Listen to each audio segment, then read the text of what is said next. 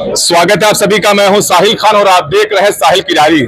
संत कबीरनगर से बहुजन समाज पार्टी ने मोहम्मद आलम को प्रत्याशी बनाया था, लेकिन ऐन वक्त पर उनका टिकट काटकर सैयद दानिश साहब को बनाया गया प्रत्याशी। स्वागत है आपका। भैया आप लोगों का भी बहुत शुक्रिया, आप लोग आए। संत कबीरनगर जिला देखा जाएगा, ये पिछड़ा जिला माना जाता है और यहाँ से जो प्रत्याशी हैं भाजपा के परवीन निषाद जी और समाजवादी पार्टी पप्पू निषाद, आप ही के क्षेत्र से आते हैं। लड़ाई कैसी रहेगी? देखिए, लड़ाई तो किसी की रहेगी नहीं। जो भी लड़ेगा वो बसपा से लड़ेगा। उसमें क्यों लड़ेगा, उसकी एक वजह है, क्योंकि जो सांसद 5 साल इस क्षेत्र में रहा ही नहीं, तो वो किस बेस पे लड़ेगा, किन मुद्दों पे लड़ेगा, क्या कहेगा जनता से? क्योंकि जनता तो 5 साल उनको ढूंढती रही, तो वो भूल जाए।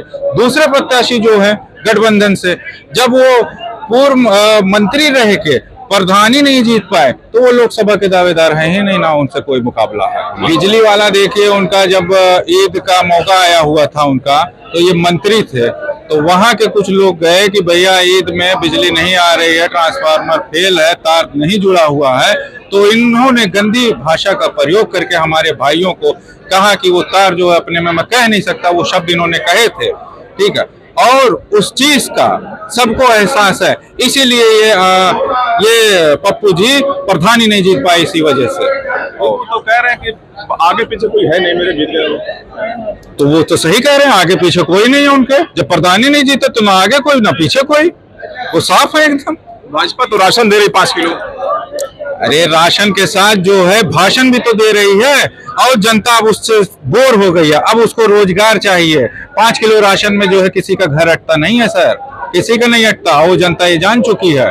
तो इस बार जो है वो जब बटन दबाएगी तो वो 5 किलो नहीं 50 किलो राशन वो खुद वो खरीदने की क्षमता रखेगी, जब उसको रोजगार मिल जाएगा।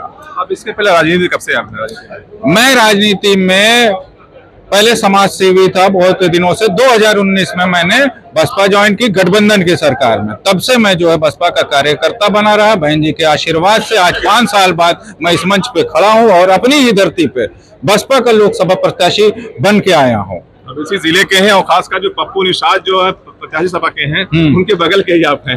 मैं उनके बगल का हूं, वो हमारे बगल के हैं, लेकिन उनसे कोई हमारी लड़ाई नहीं है, कुछ नहीं है। जब उनके घर के ही लोग उनके नहीं है, उनके गांव के लोग उनके साथ नहीं है, तो मैं उनका नाम भी लेना नहीं पसंद करूंगा। अच्छा बताइए, किन मुद्दों को लेकर जनता भी जाके आप? देखिए, मुद्दा तो जनता खुद हमको चुन चुन के बता रही है कि भैया 10 साल से हमको रोजगार देने को कहे थे, और अगर जोड़ दिया जाए तो हर साल 2 करोड़ नौकरियां ये बोले थे देने को, तो 20 करोड़ नौकरी होती है। और बेरोजगारी दर जो है इस समय जो है 50 पार हो गई है। अब मुद्दा महंगाई मुद्दा, पेट्रोल है, राशन मुद्दा, सब कुछ तो है। तो कोई इन सारे मुद्दों पे ये विफल है। बस जो जनता जाग चुकी है, इंतजार में है, क्योंकि हर 5 साल पे जनता को एक मौका ये मिलता है कि जिस दिन जो अंदर की भावना उनकी चल रही है, वो बटन दबा के जो है इन सरकारों को हटाने का काम करेंगे। सपा के लोग तो कहते हैं कि बहुजन समाज पार्टी भाजपा की बी पार्टी है। देखिए, वो तो कहते रहेंगे, जब उनका खुद का वोट उनका नहीं हुआ तो फिर जो है हमको तो वो कहेंगे ही। उनका कोई बेस वोट नहीं है, पूरी जनता जनार्दन जानती है, कोई बेस वोट नहीं है। पप्पू जी को जो कैंडिडेट उन्होंने बनाया सपा ने, 1.5 लाख निषाद होते हुए दोनों में बांट दिया भाजपा में। अब भी टीम मैं हूं कि वो है, वो चुन ले, वो से जान ले। लड़ाई किससे है? हमारी लड़ाई किसी से नहीं है। जब दोनों लड़ने के उस काबिल ही नहीं पहुंच रहे हैं, उन मुद्दों को छू नहीं पा रहे हैं, तो कोई लड़ाई नहीं, एक तरफा लड़ाई है। सबसे बड़ा मुद्दा क्या रहेगा आपके लिए?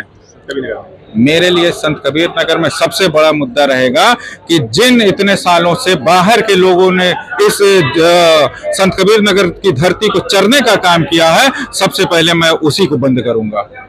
देखिए, सैयद दानिश साहब हैं, संत कबीर नगर जिले से हैं और इनको प्रत्याशी बनाया गया। सबसे बड़ी बात यह है कि जब मैदान में उतरेंगे, क्योंकि समाजवादी पार्टी से पप्पू निषाद है, भाजपा से परवीन निषाद हैं, दोनों दावादार बड़े। ऐसे में सैयद दानिश साहब कहां पर आते हैं ये तो बाद में मालूम पड़ेगा, क्योंकि चुनाव का दौर है और 29 तारीख से पर्चा दाखिला शुरू हो जाएगा।